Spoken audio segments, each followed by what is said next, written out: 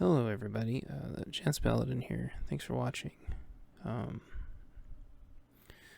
This is a kind of a PowerPoint presentation training thing that's been a long time coming. On my other channel I used to write tutorials and stuff all the time, and my most popular one was over 100,000, and decided that I really liked this format, but ran out of stuff to talk to for a long time, and now that I've written 18 books, I figure it's time. So, I'm calling this How to Write a Book That Would Be Theoretically Moderately Successful by Chance Paladin. So, we're going to work on this as we go. And if you don't like it, please leave all of your crappy comments down in the below the About section where the comments go. So, I really don't mind. Like I said, even my most successful video had just loads of shitty comments. So, there you go. Whoops, I swore. So, we'll get into swearing later.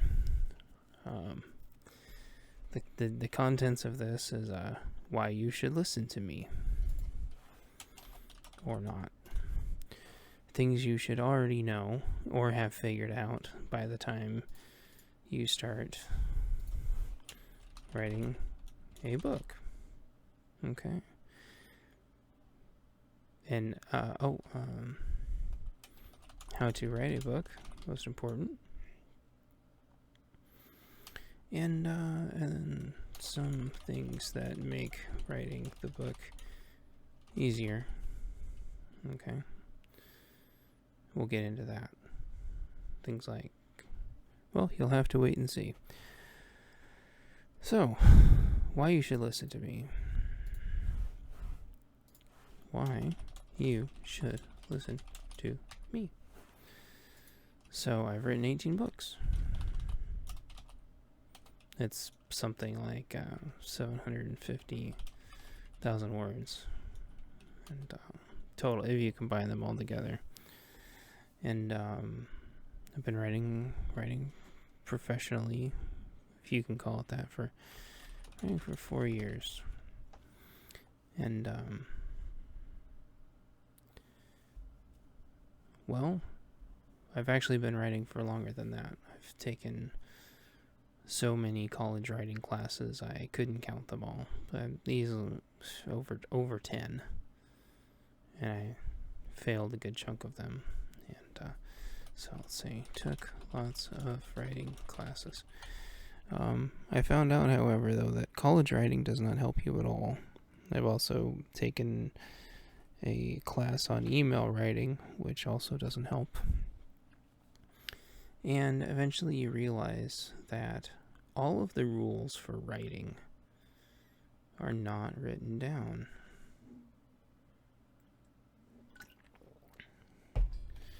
That's because nobody wants you to know. Nobody wants you to know the secrets, the tips, the tricks. It's just like coding. Nobody wants you to know.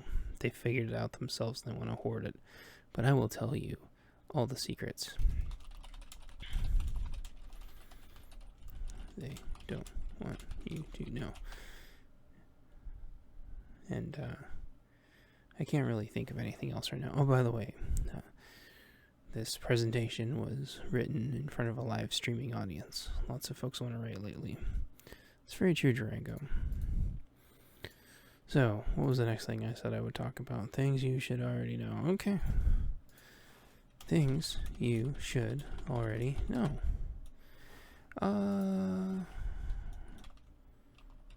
Microsoft Word is a thing. Microsoft Word is horrible for writing books. It can write essays. You know, you can do a fairly decent essay. You can do resumes. But it sucks for writing books. And there is not a lot you can do about that. There's a product that's coming out someday that will hopefully be really awesome, but I'm hesitant to plug it because I know it has a lot of work left to do. and it's not a super high priority, but we'll get into that later. So, you can go get Office 365 for like $10 a month or something, and it'll literally pay for itself. The only reason there isn't a better Microsoft Word, even though Word is a raging dumpster fire garbage pile, is because word processing is actually really, really hard thing to code properly. And so, and Microsoft Word, Microsoft in general does not care if you write a book or not. They really don't care. So, you're not their target audience. So, things like handy little modules connecting to your characters in real time, or things like automatically making an encyclopedia, just they don't exist. Microsoft does not care about you. They don't care about people making D&D campaigns or anything. The paperclip is gone. If the paperclip was here, maybe we could negotiate a little bit. That being said, get it anyway. Don't bother with OpenOffice. I don't care if you're dirt poor. I do not care if you are royally dirt poor. You can use the web version of Word, and it will still be better. No offense to OpenOffice. It's clunky, and it does not do a single thing better than Microsoft Word does.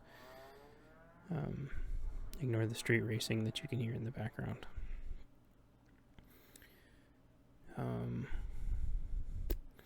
What are some other things you should know? You should know what setting you want. Is this like in the past? In the future? Alternate reality?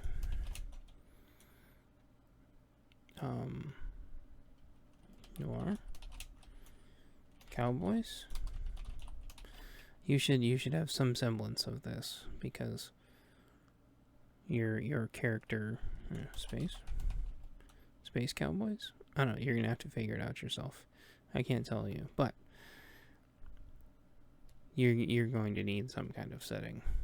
So for mine, it was like the collapse, of the Pacific Northwest, and so it transitions from already crappy dystopian nightmare fuel into full-blown, apocalypse crash, basically civil unrest, right? So this leads to our next point. Something has to be happening. You will notice in every story, something's always happening. In Legend of Zelda, Ganon steals the princess or the Triforce, or the princess and the Triforce. And you gotta be like, excuse me, and you gotta get up in the middle of the night with your... try to find out what's going on in the rain, and it's horrible. Something has to be happening in your story. Food's running out. People have, I don't know, weird appendages growing out of their heads. I have no idea. Maybe the water's all gone bad. Maybe fairies are running around stealing everybody's buttholes or something. I don't know. Something has to be happening.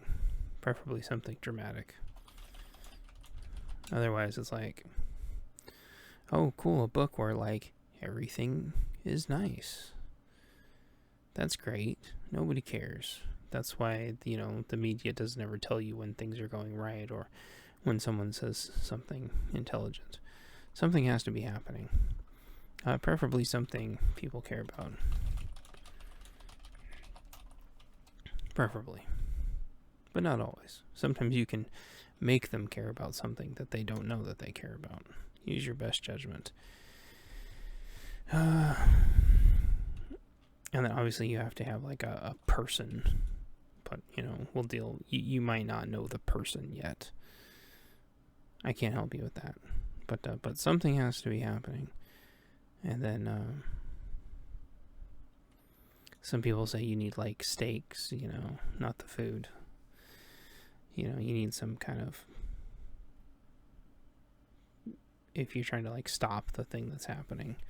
But I wouldn't suggest trying to stop the thing that's happening. Yeah, create the desire. Durango says create the desire. Both the desire to read it, but also people have to care for some reason. And I don't recommend creating a character to stop the thing that's happening. The thing that's happening should be interesting enough for your character to exist. Unless you actually want an ending, and then it's like, throw the virgin in the volcano or whatever, I don't know, to stop the eyeball from looking at people's dogs pooping or something. I don't know. But I think that's boring. And so I'm not going to tell you to do that. I think that's boring and dumb. Wanting to throw a ring into the lava is not my idea of excitement. People poked holes in the hilarity of that story in like 5 seconds. Sorry, token. Or create this like abomination of a story that's World of Warcraft right now. Always constantly wanting things to happen or wanting to stop things that happening is very short-sighted. What's more interesting is what people are doing while it's happening. See, in the Purge movies, nobody's trying to stop the Purge. They're trying to exist during the Purge. Right? In the Aliens movies, nobody's trying to stop the aliens. They're just trying to exist while there's xenomorphs running around barfing acid on everything, drooling constantly, right? So I would recommend that you're not trying to stop or start anything unless you're very nihilistic and you want to have Jake Plissken EMP the planet because he's sick and tired of everything. That's great, but it's got finality. But people don't watch Escape from New York or LA or wherever.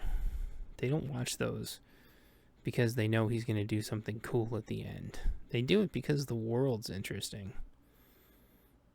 Even the silly surfing part is very endearing. So my books are never about stopping the apocalypse. They're about existing. You create an interesting thing that's happening. Like everyone's turned into Care Bears or something. And now you've got to deal with being a Care Bear. You're not trying to stop it, right? That's why the Shrek series is so dumb. He was trying to cure Fiona. And then they flip, well, Fiona doesn't need a cure. Okay. You really don't have a movie then. I mean, if dragons can just mate with donkeys, who cares what gender or monster, whatever who cares? Like, you could have gingerbread babies. Like, there's no, the movies don't make any sense. The Little Mermaid's in them, and they're not Disney movies. So why would he throw the mermaid back? And you could say, well, because it's Cameron Diaz. And it's like, but is it really Cameron Diaz? I don't know. This shit that doesn't make any sense. So they took an interesting concept, which is living with a bunch of fairy tale creatures, and then they immediately toss the concept in the garbage. And so therefore, even though they've made like 8 of them now, none of them are particularly interesting. You can't tell me a single thing that happens in any of them. Okay, Puss in Boots makes googly eyeballs. The only reason you remember any of that stuff is because they're all memes. That's it. That's all you remember. You remember moments, right? But you don't remember the series of moments. Like, okay, at some point there was like a funny gag of a clock or something that came out over like an amusement park. Like, try to remember anything in the Shrek movies and you can't. Because nothing's happening. It's a bunch of gags. And they're just trying, hopefully, to get scene to scene without losing anybody's attention by having something stupid happen over and over again. So, something has to be happening that people care about. Something dramatic. Come on. These things shouldn't be a series of events. Now, interestingly enough, I read about this later after I'd already written like half of my books. And they called this, and then.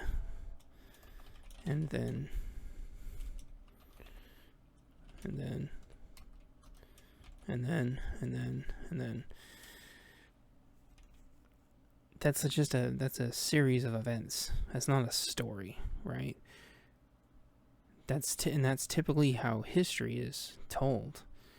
They take a complete string of unrelated BS and they form it together, then they go, and then this is how the Revolutionary War happened. Oh, no, it's not.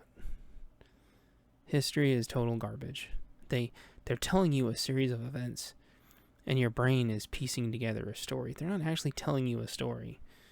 Go watch Sons of Liberty, and they're telling you a story, about 1776. Or go watch The Swamp Fox, which is a great series. I wish that they would bring that all into color and HD and stuff.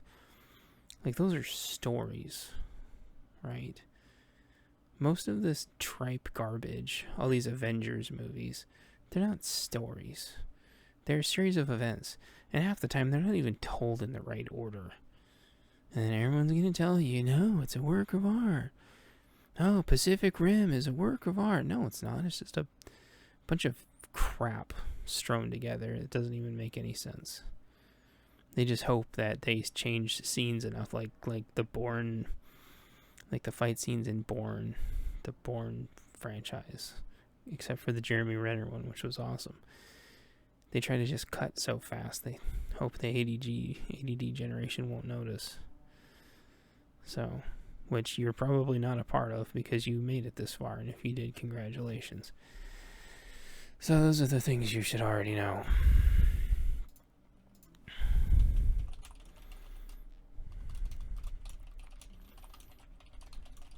Alright, so how to write a book according to me. Right? Yeah, okay. There we go. Very good, me. Thank you, me. So, you need a person. And before you think, you say, oh, heroes. Oh, he's just going to tell us the hero's journey. I actually don't like the hero's journey. So, maybe it's almost easier to say, like, what not to do. Hero's journey is dumb. What else? Contrived.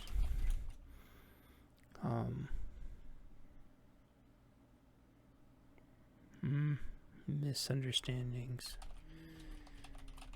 Contrived misunderstandings are dumb. Killing people off because you don't know how to write. Don't kill people off. It just makes you look dumb. It's just like arbitrary romance. There wouldn't actually be any. I see this all the time. No zombies. Unless they're is an actual compelling, interesting reason to have zombies. Yeah, I'm sure I'll think of more later. This will probably fill up. So, here's an interesting one, but I will call this like a controversial thing to not do. Jam in random ethnicities to seem woke and diverse. I heard another interesting thing on this. I give BBC credit for this one, and they had all these diverse, quote unquote, diverse writers talking about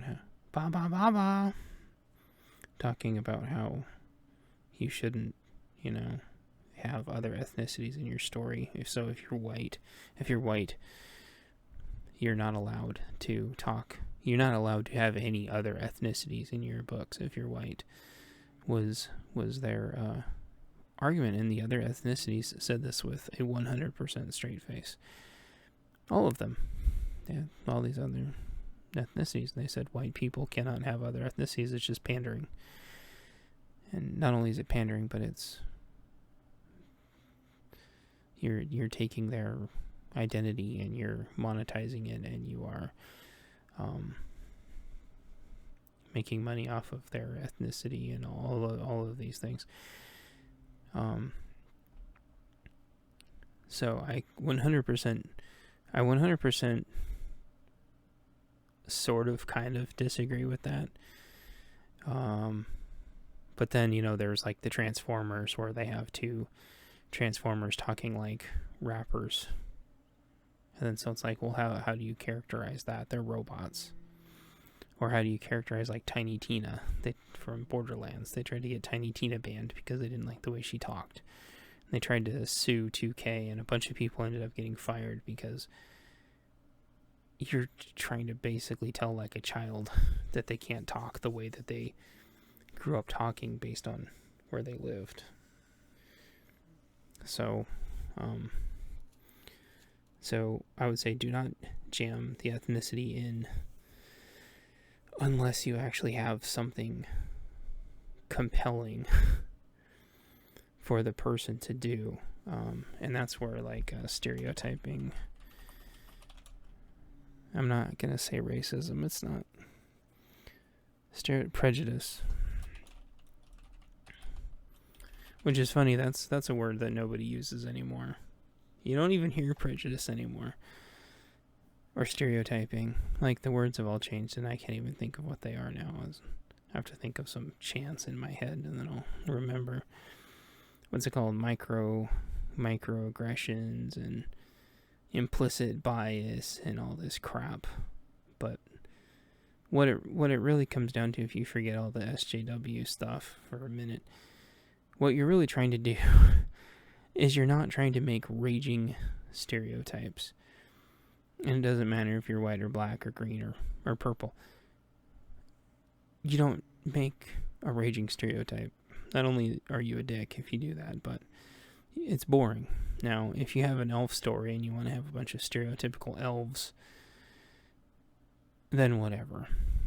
But you don't need to have your... Hey, what's up, Exto? Thank you.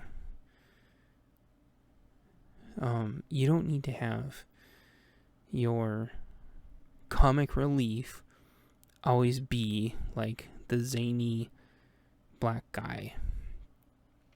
You can have your, and this should go without saying, but I still see it all the time. Like, you can just give them something interesting to do instead of they come in, oh no, look at me, I'm dumb, or whatever. Like, don't do that. And it's not expectation subversion, but you just don't give your characters something redeemable reason to exist. even if they're a bad guy, you make them redeemable. Not redeemable in the sense to where they could have been a good guy or whether they're misunderstood. That's more of how to make a bad guy, which is a whole, there's other YouTube videos that have done a way better job at how to make characters. But I'm kind of giving you the crash course. Not redeemable in the sense to where they're like morally redeemable, but to where the character is worth. You're giving them substance. You're giving them a reason to exist. Otherwise you're just a bully and you're creating characters to bully. which is weird, and something's wrong with you. Hey, look at the stupid guy or whatever. Now, if you have like a stereotypical elf that everybody makes fun of, then it's like whatever, but sooner or later that elf would like develop a complex. And I think a good example of that is drawn together, where they make these insanely stereotypical characters, and they take them all and completely flip them. And I won't spoil it. It's a very adult show. But and you can go, like, if you want to go full, if you want to go like full, have characters that are completely handicapped, mentally or physically or whatever, you just lean into it and just make sure you give them something to do. Give them a reason to exist. Give them, make something interesting about them, but don't demonize like an entire ethnicity just because you don't like this ethnicity or that ethnicity and think they're trash. And I would say the same thing about like white people. Like, there's just way too many words like white man bad, white woman bad, or whatever, or gay guy bad. I've seen a ton of that in video games, especially, where it's like gay guy bad, and like for a while, and I don't know if it was implicit bias or whatever it was, but there was a huge just string of that. You can have your bad guy really eccentric without them being gay for the sake of them being gay. It's just really doesn't make any sense. I don't buy into all of it, but after a while it was kind of cringy. Same thing with having all of your bad guys be dark-skinned. I don't buy into a lot of it, but after a certain point you start to wonder, like, you can have a bad guy, like, if you want, going back to like expectation subversion, you can have a bad guy that's really light-skinned without being bad guy, white bad guy. What was the other one? I had one more point to make there. You don't have to have your villain's monologue. That's dumb. You don't need metric shit tons of narration. You just have to focus on making a good, interesting story. There was one more point I wanted to make. Light skin. What was the other one? Oh. I mean, some of the worst offenders on Earth, of the worst things on Earth, are well-spoken, completely unassuming, mentally high-functioning people. They're the worst, scariest ones. Because they're the ones that blend in. They're the ones that are well-spoken. If you make a bad guy that's half handicapped or something, that's like, what are you doing? I mean, they can have like a bad childhood or whatever, and you can have a bad guy based off that. Or they could have the best upbringing in the world. And this isn't how to design a bad guy or a good guy or anything. This just goes for creating the characters. So I should say, creating characters in general, like, don't do that.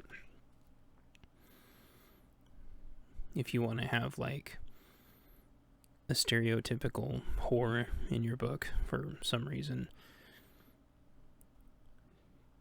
give her a reason to exist. Don't just do it because you hated somebody and now you're going to be inserting the person that you hate in your book. Like, don't make it about hate. Unless you hate sea lions, and then by all means. But, you know, murder all the sea lions in a book. Obviously, not in real life, but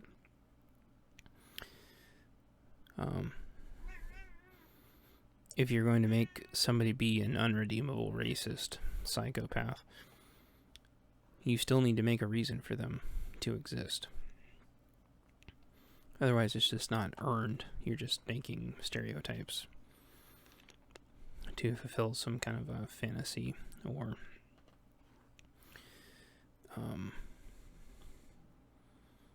yeah, basically just to fulfill some kind of fantasy or scenario. Like,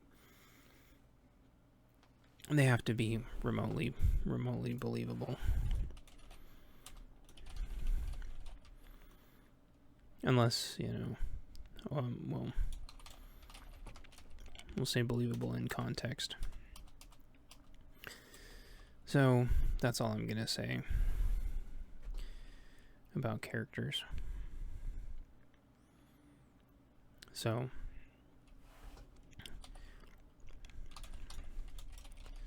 you need a character. I'll put that in a new slide. So we'll say, don't be racist or an asshole.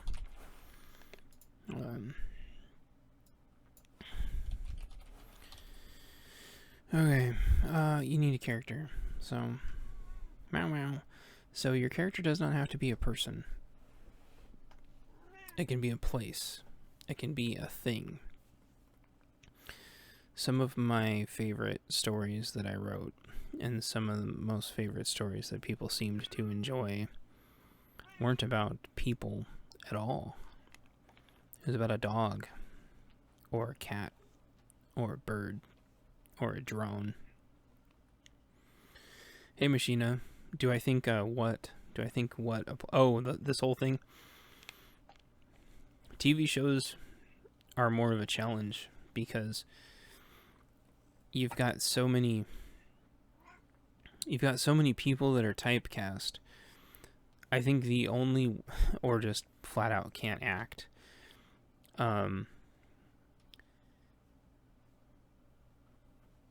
That it becomes a challenge. Like, if you're going to have Seth Rogen in something, which I know is the ass of just so many jokes anyway, and he's become a meme. Like, if you put Seth Rogen in something, do you think, like, if you're a director, do you think he's going to do what you tell him to do, or do you think he's just going to act like however he wants to act? I mean, even in Green Hornet, he was, like, insanely hard to take seriously. And I think Green Hornet should have been a serious movie.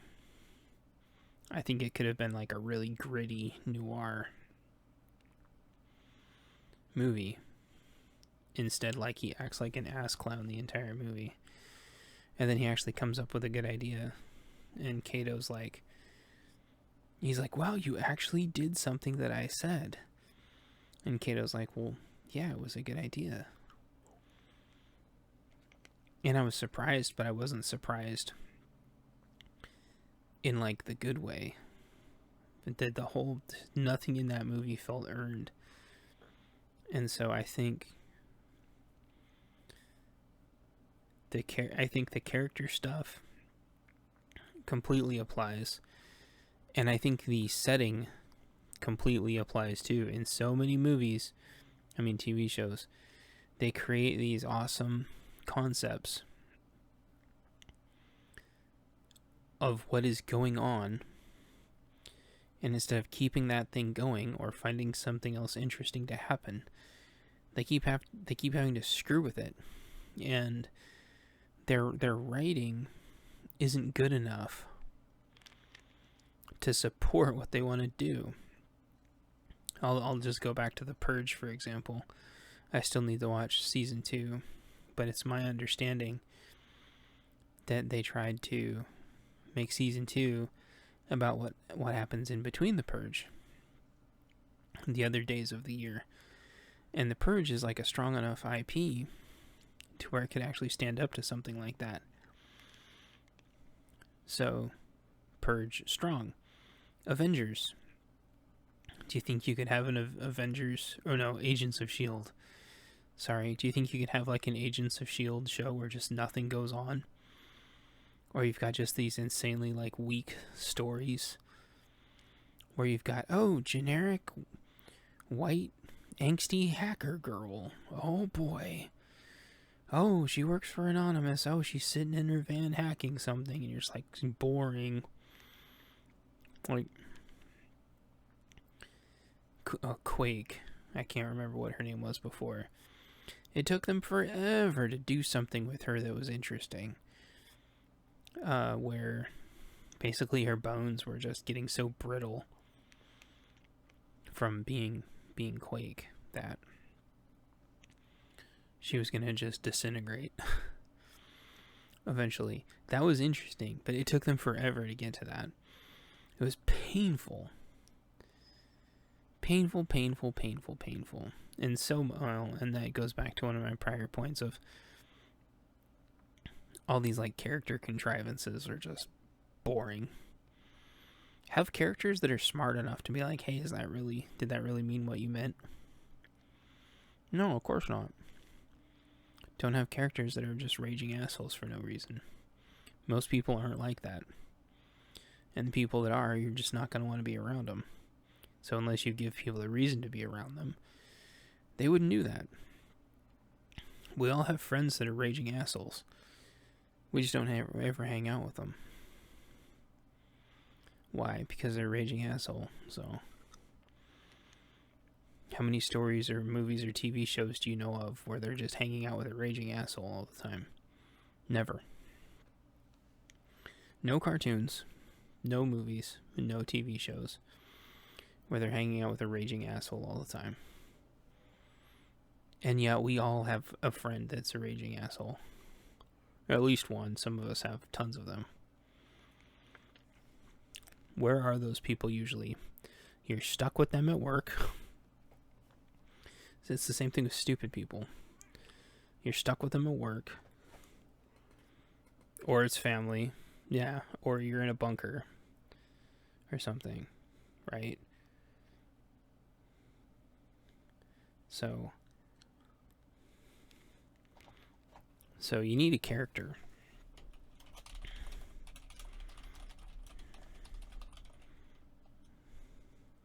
They have to be interesting. They have to have... It goes back to the...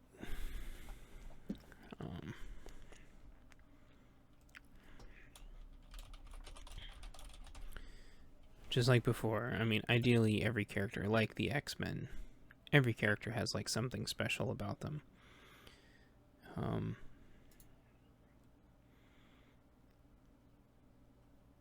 It could be like a robot dog, right? It can be a place. Like in my books, the character is actually the environment. The world is the character, and everyone's just kind of living in this big crazy place, which is the character. So they have to be this, and I'm going to make these numbers instead because it's very important. So number 1, someone or something that's interesting or special about them. Number 2, they have to do something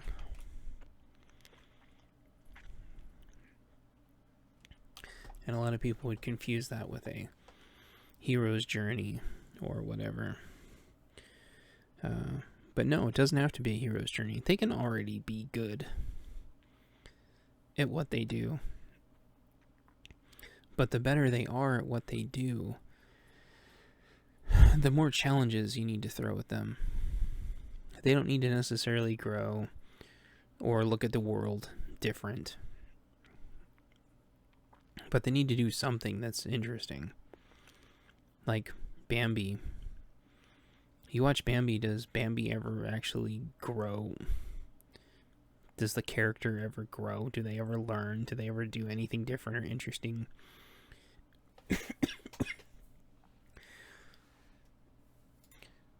Okay, sorry about that. Excuse me, everybody. So, Bambi doesn't, like, grow and kill the hunter in the end. Bambi doesn't, like, show the hunter the error of their ways and that the hunter and their family should just starve to death and never eat another deer. You know, the Lion King, at the end, there's no, like, oh, Simba realized that his uncle was banging his mom and all of his aunts, I guess. Like there's no growth. Aladdin realized, I guess, that I have no idea. Like, what does Aladdin learn in Aladdin? That you can just easy mode through everything, right? So he just keeps on being a free skate. Doesn't work a day in his life. Little Mermaid, she realizes that swimmer body gets you whatever you want if you're a girl. By the way, no, never mind. That's a whole different story. But all their parents are dead. And like every Disney movie, like Little Nemo, what the hell does that movie teach you? I mean, he'd be eaten in like 2 seconds because he wouldn't be able to get away. His special fin, while endearing to kids that can relate to that because of physical deformities, doesn't actually serve any narrative purpose. There's no reason for him to have that special fin at all. Right? That stupid Dory character. They have like selective plot memory. There's nothing interesting about them. They don't do anything except for just provide plot, like direction whenever it's needed. Nobody remembers anything that happens in Finding Nemo. So,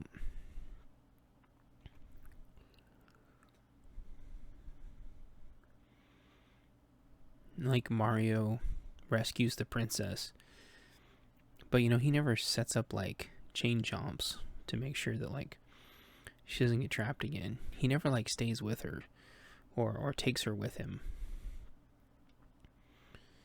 Whereas like, you know, Princess Zelda is usually like, you know, a lot better trained. But, you know, she's with the Triforce all the time, so stop it. So, I don't know. They don't ever seem to grow. Like, Link doesn't grow at the end. Mario doesn't grow at the end. What are some other shitty Disney movies that I can't think of? Chad, I'm surprised you haven't rambled off a bunch of, like, Disney hypocrisy already. Lion King, no. Jungle Book.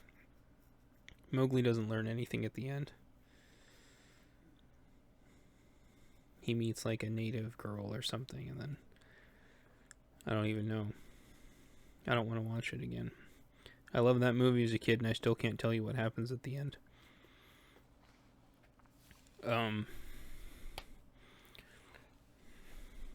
Lady and the Tramp. Did they grow at all? No. Like, you don't need them to grow. They just have to do stuff. They have to have a reason to exist, and then you have to give them things to do. So you have a character that exists and they need to go to the store. Like, it could be that simple. They need to do the laundry. There's a great Punisher short where all he's trying to do is do his laundry. That's it. And just all this horrible stuff's happening around him. And he finally, because he's the Punisher, decides to do something about it. But he doesn't grow as a character. He's the Punisher. Like, it doesn't matter. So that's what I think about the whole hero's journey. Just give them something to do.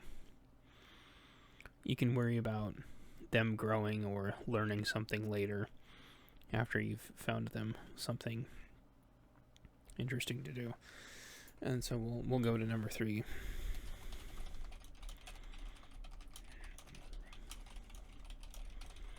So number 3 is they have to be somewhere when they're done doing the thing.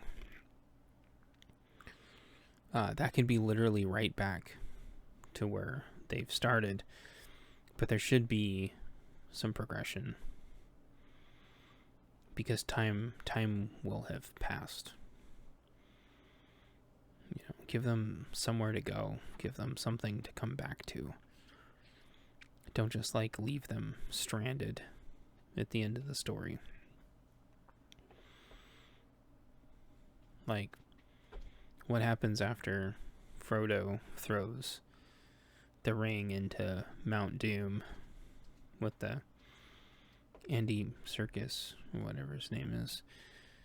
Like, what happens after that? Nothing. Oh, okay. Really? Where does he go? I don't know. Goes back to his house and writes his book, I guess. Like, what? That doesn't make any sense. Like, he just stops adventuring? So, I feel like I'm drifting off here thinking about how dumb Lord of the Rings is. So, another what not to do.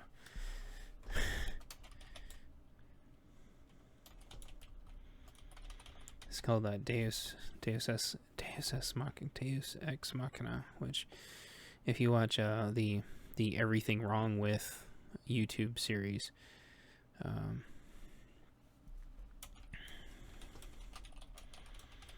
Lord of the Rings was one of the most egregious, where there's just flying birds, saving them and taking them to and from everywhere whenever it was useful. Don't do that. You're just insulting everybody who reads your books. You have to have some kind of setup and some kind of payoff.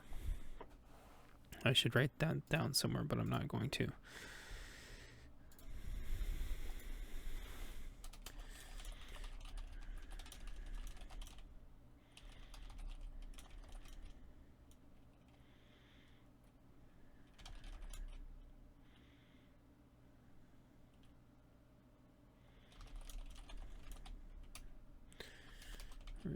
Representative of their culture. Kind of going back to like creating characters really quick. What I tried to do with other ethnicities, because I didn't want to have a book full of white people, because that would be weird. In the Pacific Northwest, it's quite a melting pot, and it would seem weird to only have one ethnicity running around. Unless I was creating some kind of book about ethno-states, which I wasn't. Make sure that they are a good representative of their culture, which means doing a lot of research. And showcase what makes the culture interesting and unique. And if you are really, really lucky, you'll have friends or family or people that you can talk to that will help you, because Diversity, most importantly, the diversity of thought, means that by definition, these people will not think how you do, and they will not act the way you do. Which means how you write them is probably wrong, no matter how hard you try. Which is why diversity is so great to begin with, because, I mean, guys and stupid are just general. See, I did it right there. Guys in general are just stupid. So, if you're going to write a bunch of women characters, they're all going to be stereotypes, unless you find what makes them interesting and what makes them valued representatives. They have really interesting stories to tell. They have really interesting cultural backstories. So, like, I have an Indian character, not Native American, but Indian. And, like, I think forced marriage is wrong. So I had to think about forced marriage in there.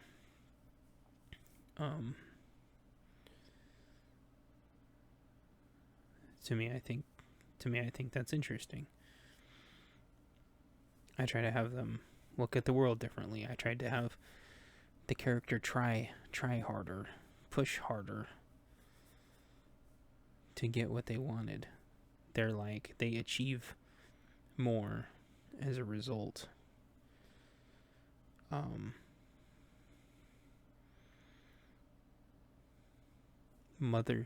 Motherly characters, motherly mothers are going to act different than a guy that goes and chops wood all day. Hey, what's up, Vault?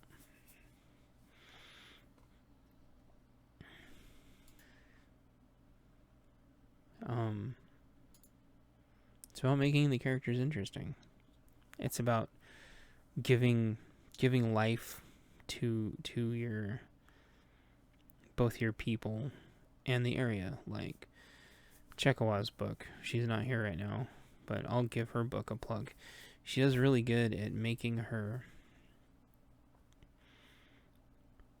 world seem lived in. So I guess we'll talk about world building really quick.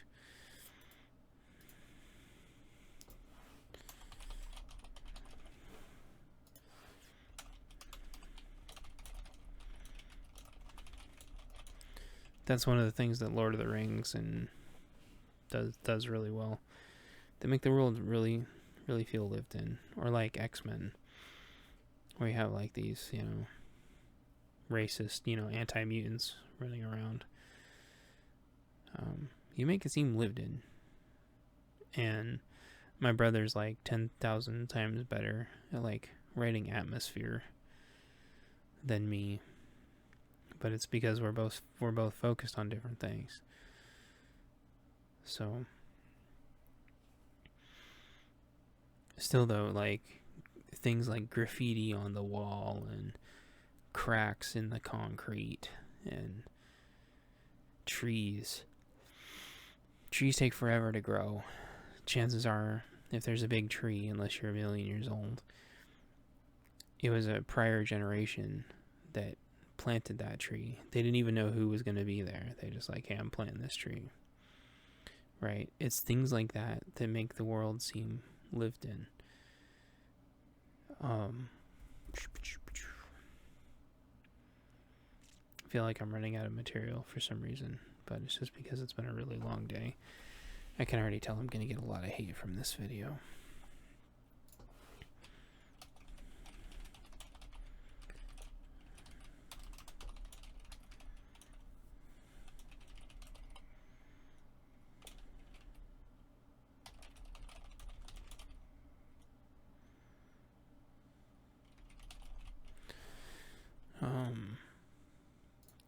Get to know your characters, or get to know real life counterparts of characters. Do research. So what else did I say here? Some things that'll make writing the book easier.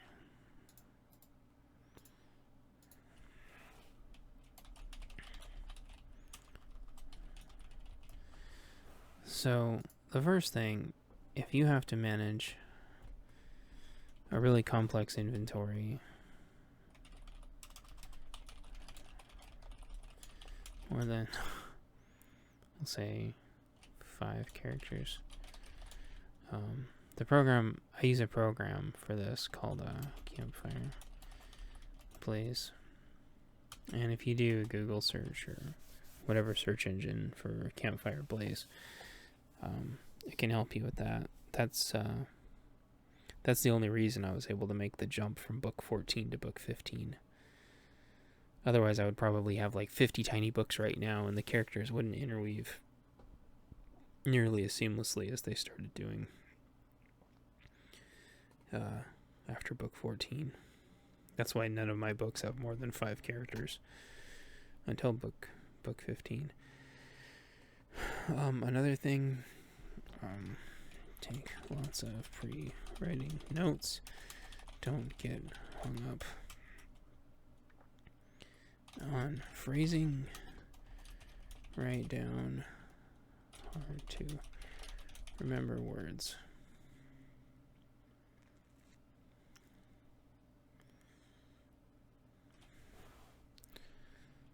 So,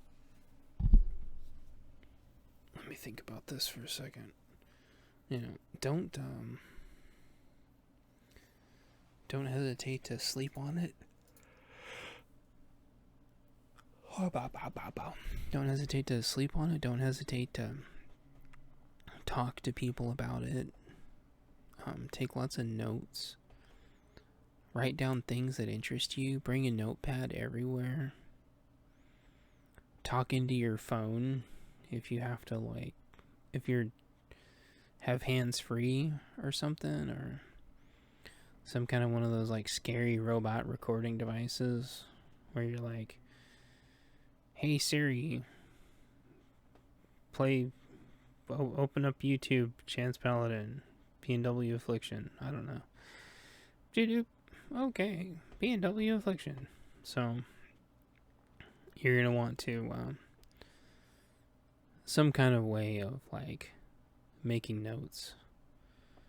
Hey Siri, make a note, P&W Affliction on YouTube. Something that'll remind you. Hey Alexa, buy P&W Affliction books. Subliminal things like that. Things that you'll forget. But writing down hard to remember words has been one of the single biggest lifesavers for me, because I use words that in the thesaurus don't actually attach to the words. The thesaurus has done a horrible job at keeping up with our word association. So, yeah. I feel like I should have a ton more, but it's really that simple. If I was going to do an advanced one, I would tell people, keep track of your timeline. Keep track of this series of events. Try to give everybody, try to teach, try to give them something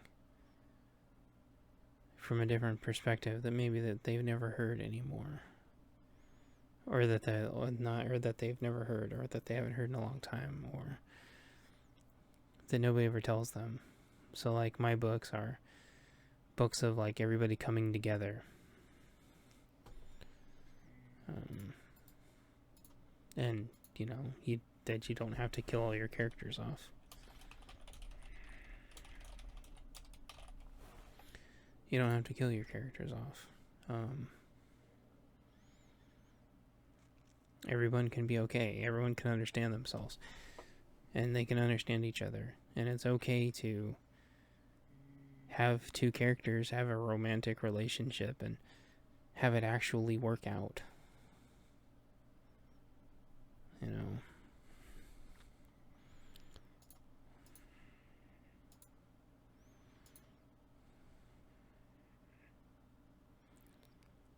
Yeah.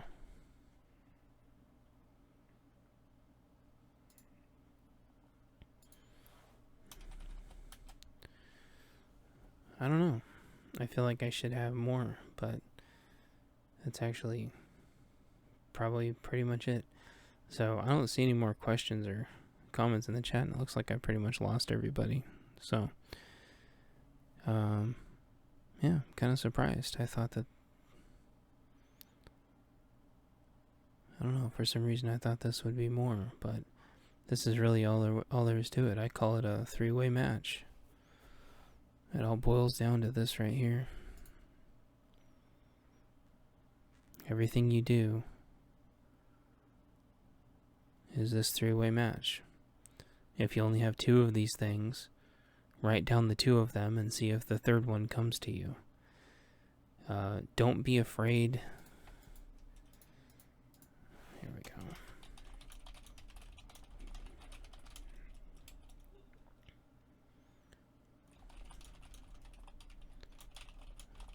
It's okay to backburner a story for a while. I've done it before. Sometimes stories just don't work out. That's why I have the three-way match. That's why it's mandatory. Oh, probably another one. Name me a character. Makes them real. Get them named.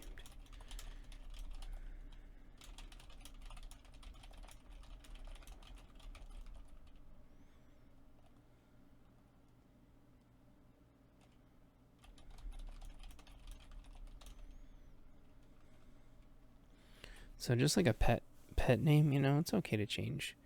I wouldn't recommend changing a dog's name, but like, it's okay to change a character's name halfway through. Obviously, you gotta make sure you're consistent. But, what else? It's okay to ask for help. Don't worry about people stealing your story. Don't worry about people reading your story right away. It took almost 4 years before anybody read my stories. Don't worry about not selling a lot. Don't get ripped off by book printers. Don't lock yourself into horrible book writing contracts.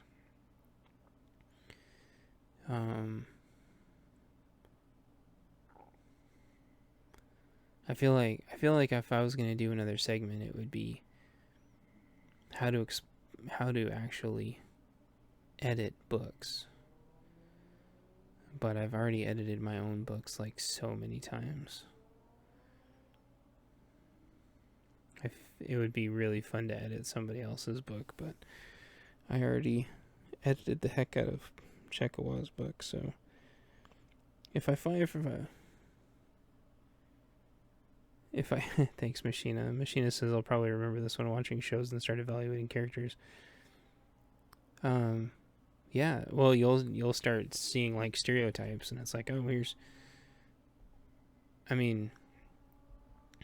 probably one of the worst offenders of that is Big Bang Theory, where they're all just stereotypes, and they're awful stereotypes. Nobody acts like any of those characters. Nerds, the whole nerd culture, nobody talks like that. Nobody would have anything to do with you if you acted like that. Ever. Nobody. Anywhere. It's sickening. And so, like, I could imagine what other cultures would feel like when their culture just gets,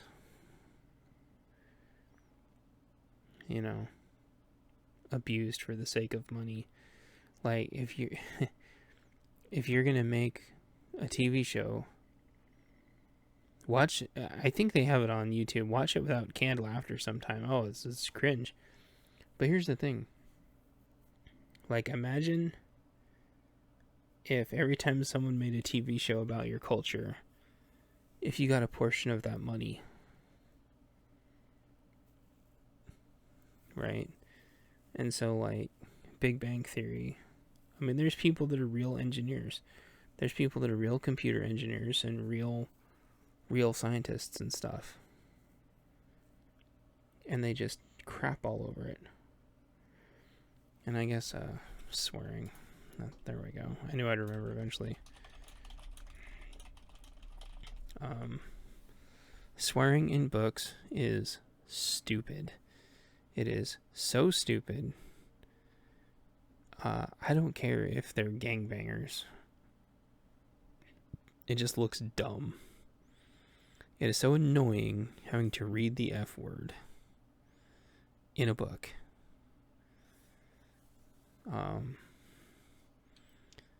Throw in the occasional, this tastes like shit if you want. But, or like, hey, someone's dog shit on my yard.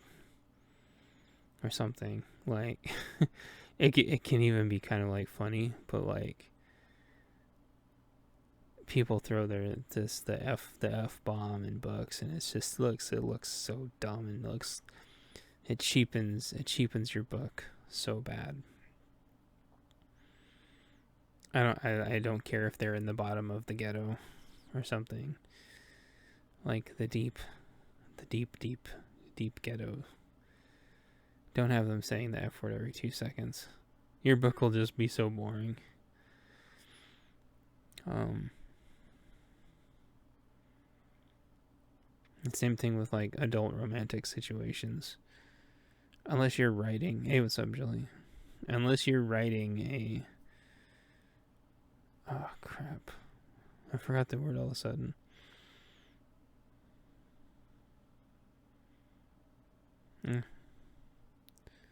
Unless you're writing one of those kind of books, like, use it sparingly and where it makes sense, germane to the story. Same thing with violence. Keep in mind, violence is different than force, and violence is different than torture. And you can have puzzles without having torture. I think those are all things that people don't realize. And the Saw franchise is a prime example. The later Saw movies make no sense. Thank you, Jilly. Appreciate that.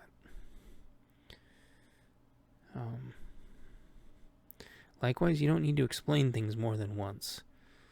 So, if you explain that your cat shoved its foot in its mouth and cleaned its claws, if you're going to explain it in great detail, that's fine, but only do it once. If your person's going to tie their shoes, you can explain how they tie their shoes, but only do it once. You've earned it, now you can move on and gloss over it from there on forward. I had to rewrite my first book like 20 times before I learned these lessons. And really streamlined my first book. Don't vindicate being full of yourself. Don't rationalize punching everybody in the face in your first book. It's not doing you any favors. You can have a little sass, but after 3 pages of sass, people are just gonna turn your book off or whatever. And a bunch of this is gonna go into the writing, but avoid lots of hims and hers and its and that's. If you have 2 hims or herses or thises or that's in a row, make sure every other one's a callback to what it is you're talking about. People can get lost very fast. So,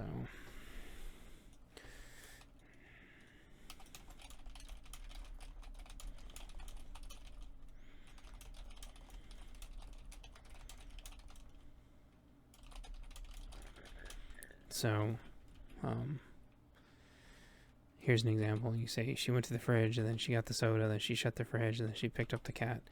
You might think, oh, this is fine, as long as, I don't know. You might say, like, Sarah went to the fridge, right? But here's the problem.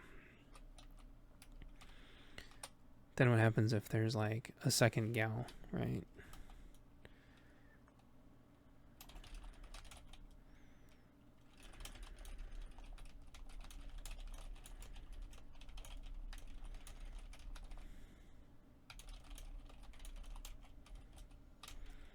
Is this a class? Yes, it is, actually.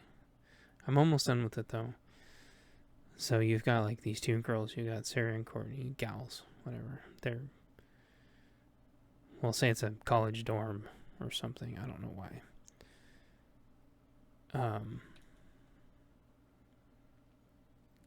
Then you start wanted to change the TV, then wanted to grab the cat, then the doorbell rang and she answered it.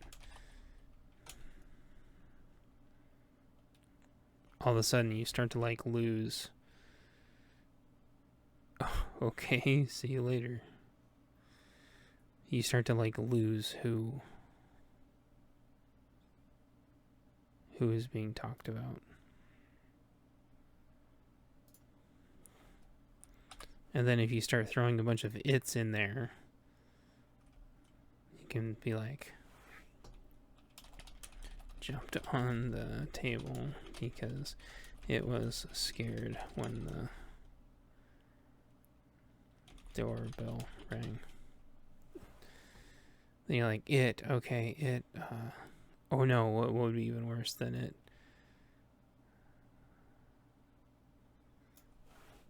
Got launched to the table,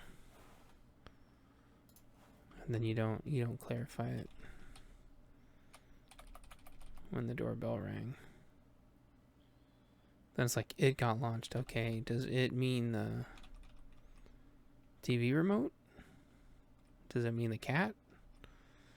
Did Sarah just launch Courtney across the room? So I guess that explanation was a lot less complicated than I thought it would be.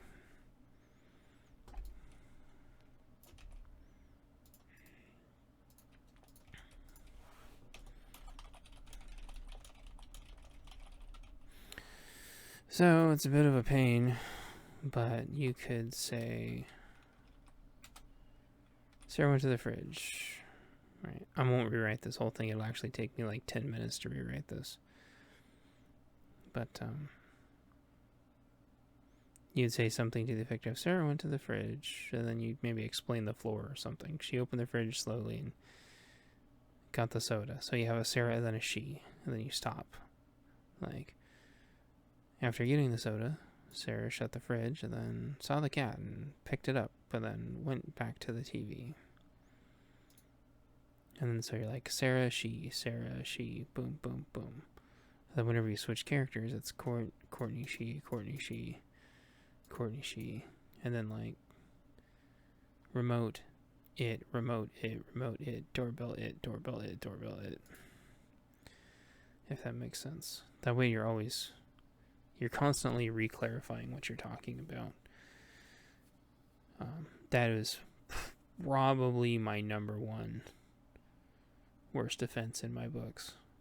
Another one, there's other things like run-on sentences.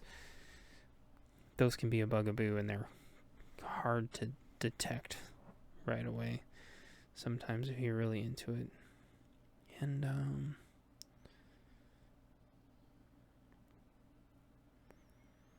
dialogue is another one.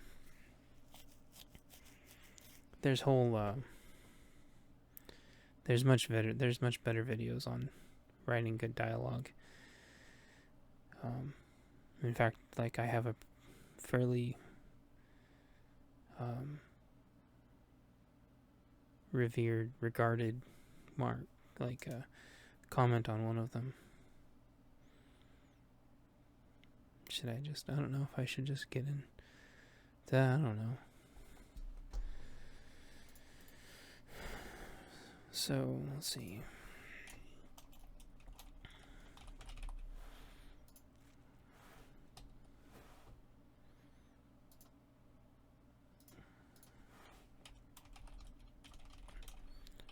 Hey, where's my soda? What's going on? What's the deal here?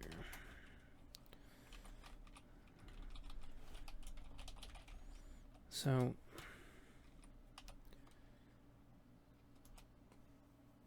a lot of people, and I was very, very guilty of this, mostly because I didn't want to take the time. Was it Courtney? What was the name of the other one? Yeah.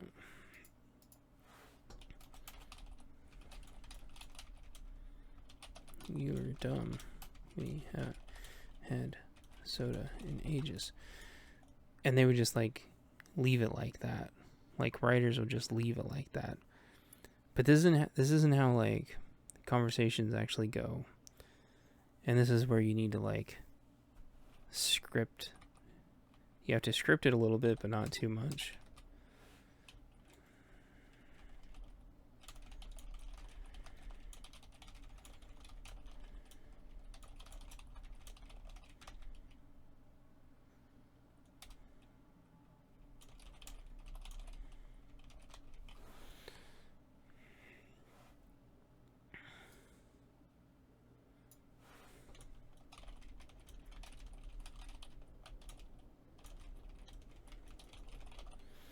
So Sarah went to the fridge because she was thirsty and left inside, then soon frowned. Sarah nodded over to Courtney and asked accusingly, "Hey, where's my soda? What's going on? What's the deal here?" Courtney chuckled. This is driving me crazy. Hold on. They responded, "You're dumb. We haven't had soda in ages."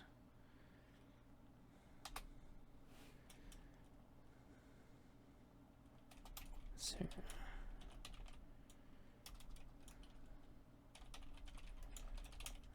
Then threw a muffin at Courtney's.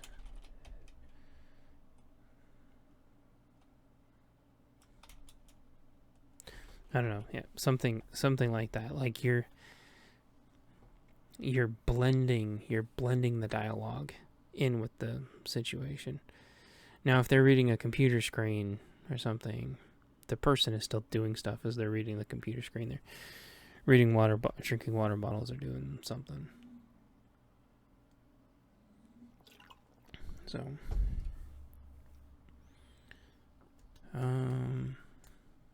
dialogue. Let's call this like references or something.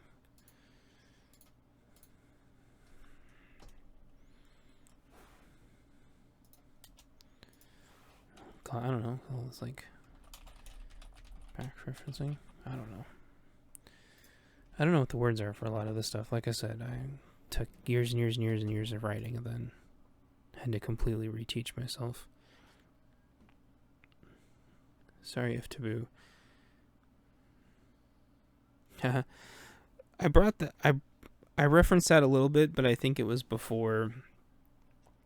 So Machina says, "Sorry if taboo. What about sex scenes in books? I don't like it in TV shows. It's unnecessary. I prefer they fade out and fade back in afterwards."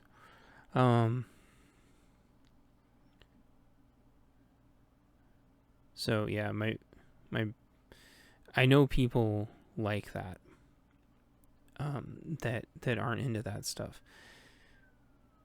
But I think the reason why they're not into it is because there's no point in it. It doesn't serve a narrative purpose. Just the same as killing a character or torture or whatever.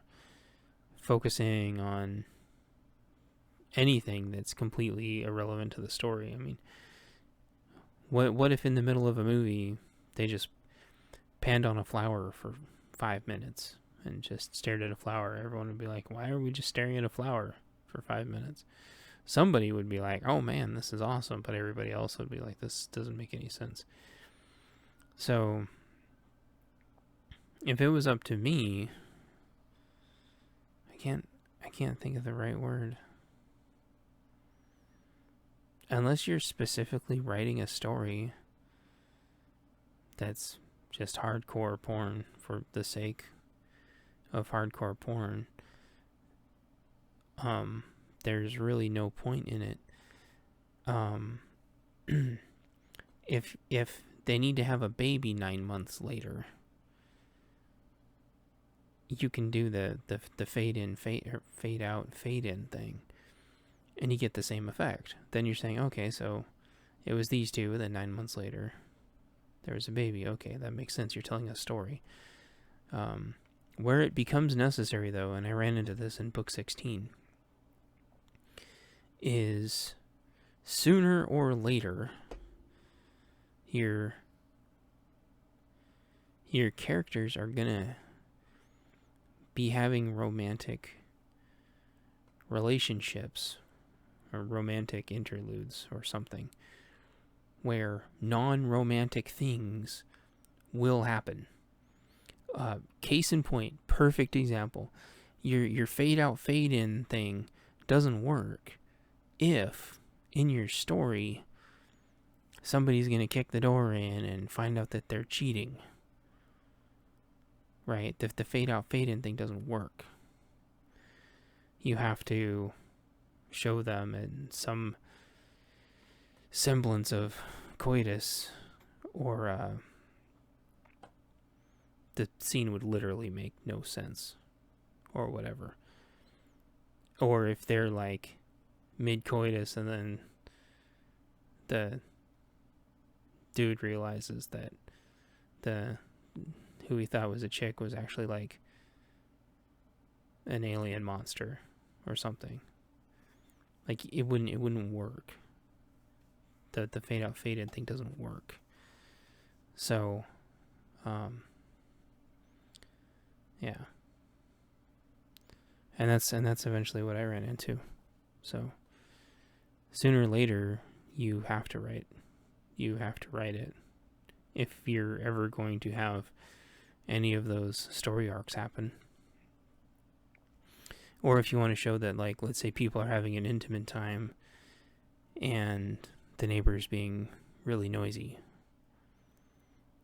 and so they keep having to like stop and go deal with it, and then they get mad and frustrated or something. There was I think it was like a Mad About You episode, which I know sounds like weird, and I hate sitcom shows, but there's a Mad About You episode where the whole episode they were trying to, have adult romantic time, and the dog was just like driving them insane through like the whole episode. And they tried the whole episode was them just trying to get the dog to go do something else so they could have their like adult time. And like fading out and fading in wouldn't have really worked. Granted, this was like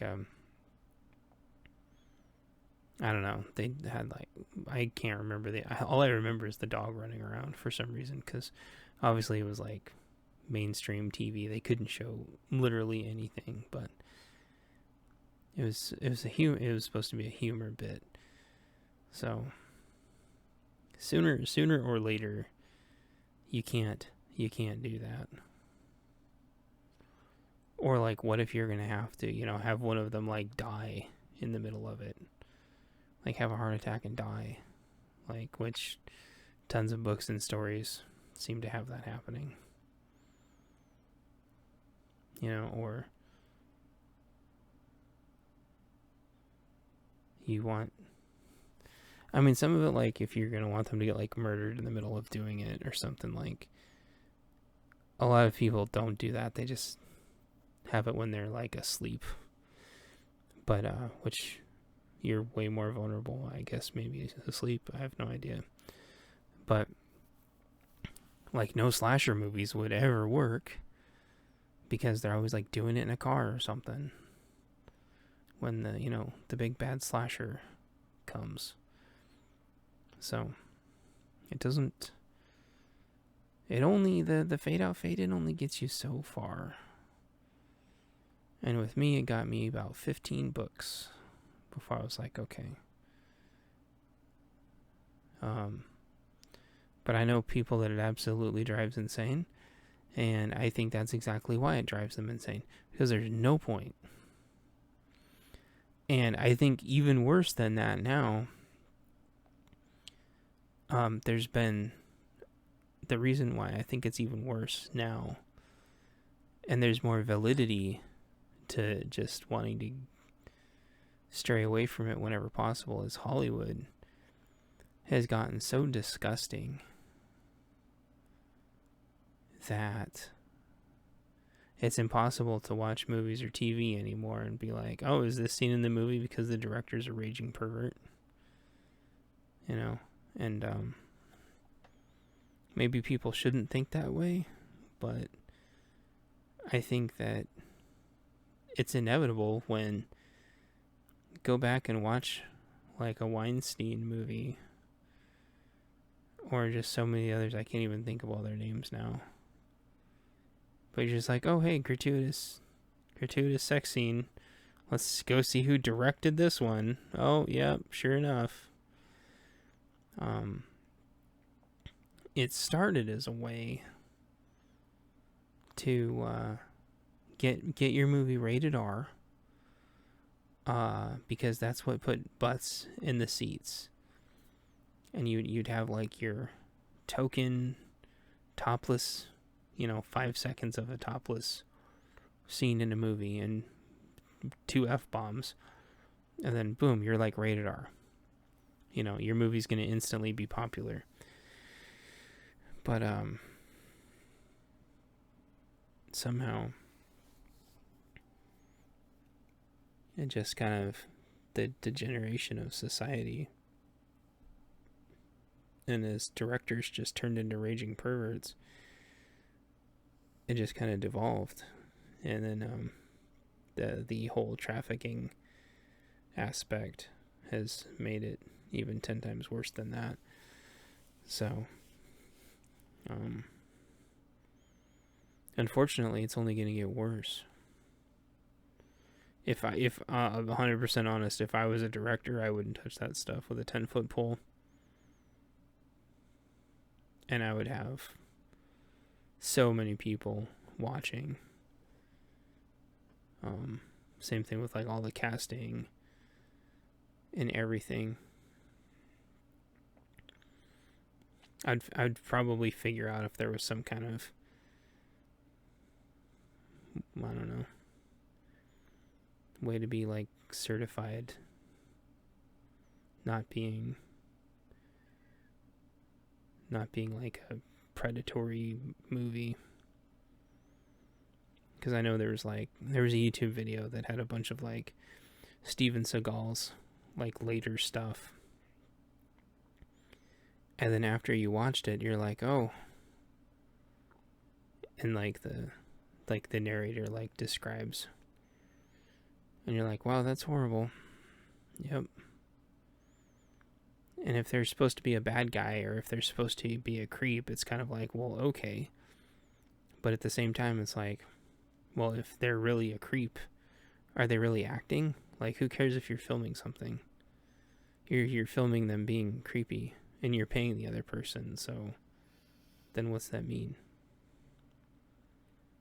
I can't remember which Steven Seagal movie it was, but that was what really sold it. That's what really sold it to me. I was like, okay, yep. And then another show called Good Bad Flicks talks about that a lot too. I mean, not all directors were like that, but just seemed like a lot of them were. So I don't know. I used to love TV and movies. Now it's hard to find anything. Yeah, I know people that are exactly the same way. That's why, for the most part, like, I haven't watched TV or movies in ages. Like, we find like good movies and TV shows here and there, but like, I mean, we'll take what's it called? The new Jack Ryan show. Like, in the first season, there's like an adult scene, but it sort of kind of served like a narrative purpose of just like, number one, the couple being really weird, and then it also like left you wondering if like there's going to be a blackmail aspect, or if that's just how the couple role plays or something. I don't know. They at least tried to work in like a narrative element instead of just like, all right, here's an adult scene right in the middle of your action spy thriller. Whereas like James Bond, for example, well, especially after you find out that like Sean Connery was kind of like a raging misogynist, which was probably fairly normal back then anyway. Get in the kitchen and make me some pie, Mrs. Moneypenny. You know, James Bond was like scoring every single movie for better or worse. And so I wonder, like, I guess what I would ask you is, can you go back and watch the James Bond movies? Or does that bug you too? Or is it just not as like gratuitous as it was now? I mean, maybe it was mostly like fade to black, I guess, in the James Bond movies. Yes, of course. I don't know. What do you think? Is like James Bond more like fade to black, or does it ruin it for you?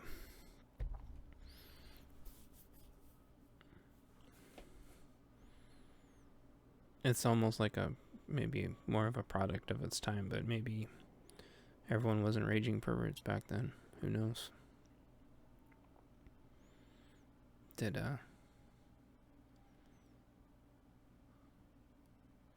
Yeah, I guess you'd have to go back and look and see who directed the films. It's part of being James Bond. They were very tame. And they were also, I don't know, they tried to inject, I think, some humor in them.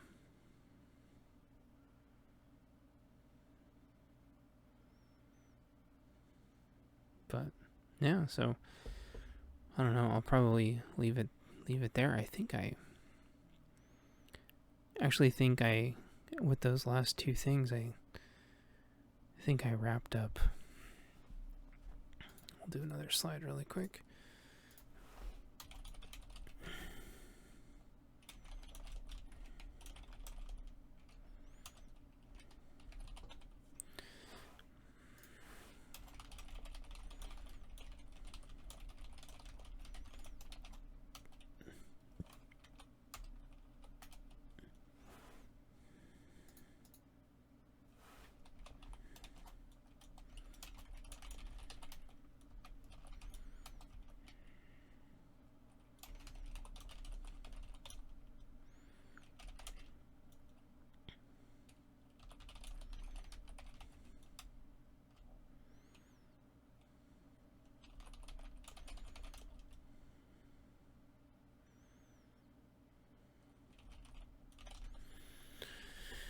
Yeah, no problem. I think people would be way more okay with the adult points if there was actually like a reason. Any reason at all. Like I said, you come home early and your wife's cheating on you, then makes perfect sense. Otherwise, like you know, I was able to ramble off a few, but there's not that many. So, or yeah, I mean, if you're gonna, Species. There we go. I couldn't think of the movie. Species is a prime example. There's another one. It's not called Succubus. I can't remember what it was called. But at least there was like, in Species, there was like a narrative purpose. She's like an alien that's like trying to breed, right? Oh shoot, what was the other one called? Hey, CDK. Yeah, there was a movie called Siren, where Succubus escapes, and it's actually a pretty interesting movie, and she's not exactly a nice succubus, and hijinks ensue as she kills a lot of people, trying to get to the guy that she bonded with.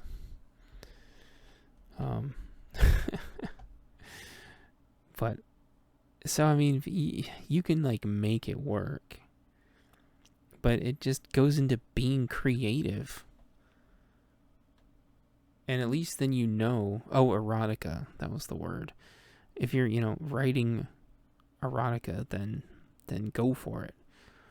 But if you're not, have a narrative reason. So, is there any more questions? I love these interactive. This actually is not the first like interactive kind of class I've done, but they were all like auditor stuff. I actually love doing these. So if there is anything else, I'll close this out. And appreciate y'all.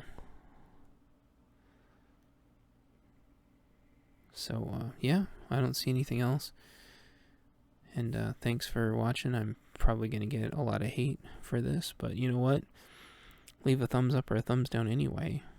And thanks for watching. And right away. And let me know if you have any questions. Bye-bye.